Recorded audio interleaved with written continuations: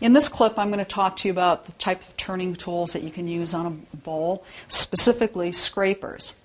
Now, scrapers do have a purpose for turning bowls. They can come in handy to clean up the outside of the bowl to get a shear scrape, and to clean up the inside of the bowl to get a shear scrape on the curve, and to clean up the bottom so that you don't have a little bump in the bottom or a little divot.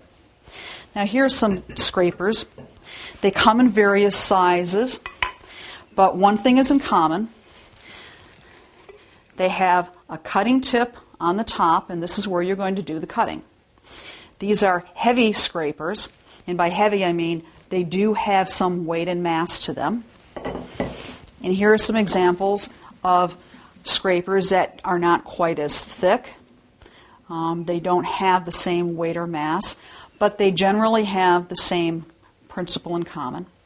They have an acute angle and the cutting tip in the same area.